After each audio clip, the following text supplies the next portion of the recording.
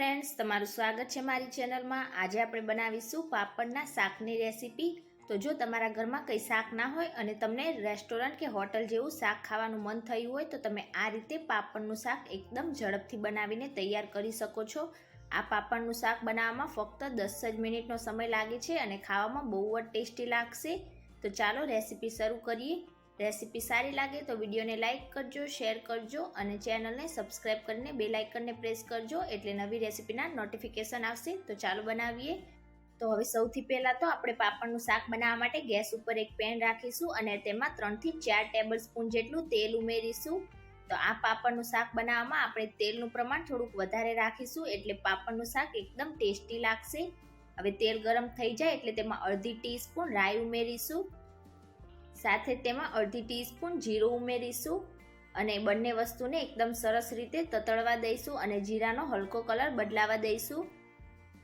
તો થોડીક જ વારમાં તમે જોઈ શકો છો આપણા જીરાનો હલકો કલર બદલાઈ ગયો છે। તો હવે તેમાં 1/4 ટીસ્પૂન હિંગ ઉમેરીશું, 2 સૂકા લાલ મરચાં ઉમેરી દઈશું અને 2 ઝીણા સમારેલા લીલા મરચાં ઉમેરી દઈશું અને હવે સાથે તેમાં 1 ટીસ્પૂન આદુ અને લસણની પેસ્ટ ઉમેરી દઈશું। તો અહીંયા જો તમે લસણ ના ખાતા હોય તો લસણને સ્કીપ કરી શકો છો।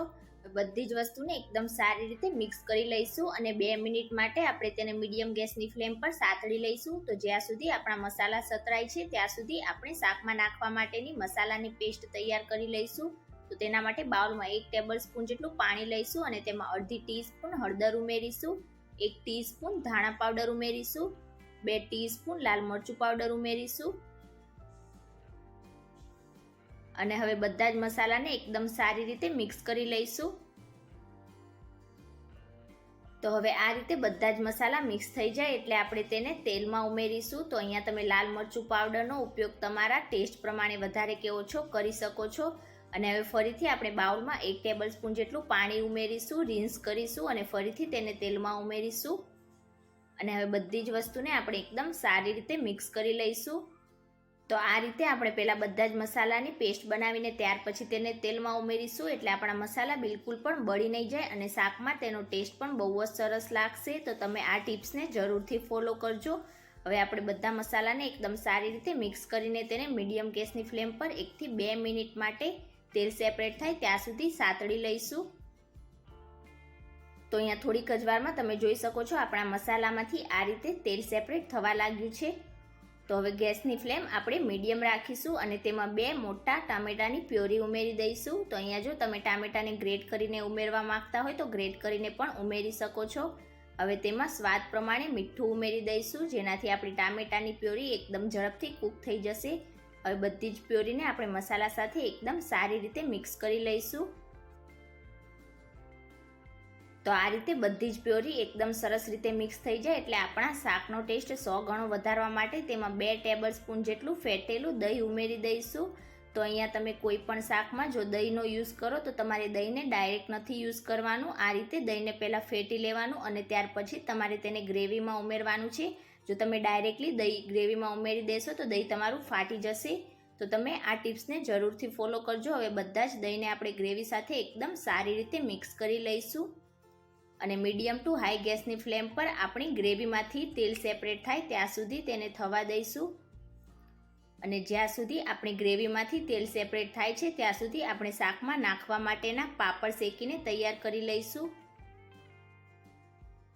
તો અહીંયા મેં શાકમાં નાખવા માટે આ રીતના 4 મીડિયમ સાઇઝના અડદના પાપડ લઈ લીધા છે। તમારા પાપડ જો મોટા હોય તો તમે ફક્ત 3 પાપડનો યુઝ કરો તો પણ ચાલે। તો આટલા માપમાંથી તમે 3 થી 4 લોકોને સર્વ કરી શકો એટલું તમારું શાક બનશે।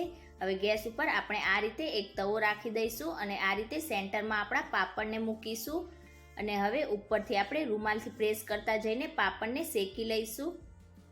તો તમે કાચા પાપડની જગ્યાએ આ રીતે પાપડને શેકીને શાક બનાવશો તો શાકનો ટેસ્ટ બહુ જ સરસ લાગશે। તો આ રીતે આપણે એકદમ હળવા હાથેથી અલટતા પલટતા જઈને પાપડ હલકા એવા ક્રિસ્પી થઈ જાય ત્યાં સુધી પાપડને શેકી લઈશું।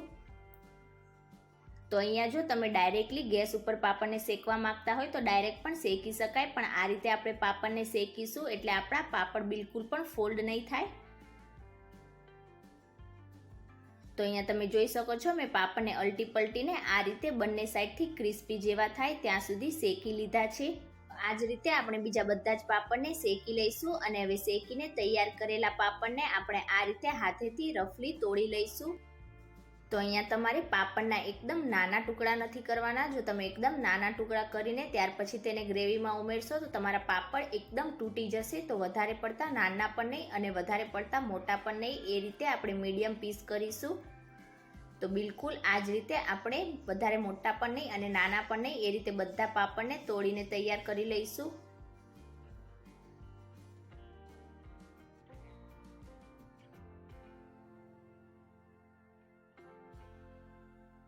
તો અહીંયા તમે જોઈ શકો છો મેં બિલકુલ આ જ રીતે બધા જ પાપડના ટુકડા કરીને તૈયાર કરી લીધા છે અને આપણી ગ્રેવીમાંથી આ રીતનું તેલ સેપરેટ થવા લાગ્યું છે. તો હવે ફરીથી તેને એકવાર સારી રીતે મિક્સ કરી લઈશું.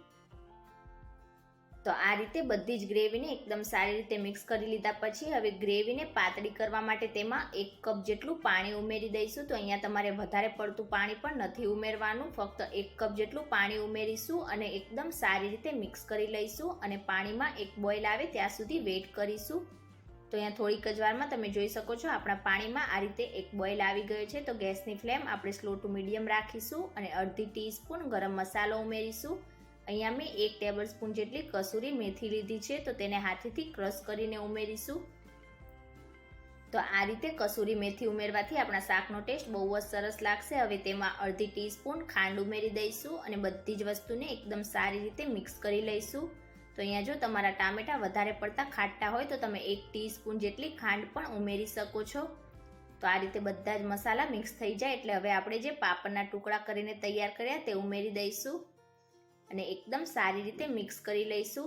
તો અહીંયા તમારે પાપડ ઉમેર્યા પછી શાકને વધારે પડતું ઓવરકૂક નથી કરવાનું, ફક્ત 1 થી 2 મિનિટ માટે જ આપણે શાકને કૂક કરીશું.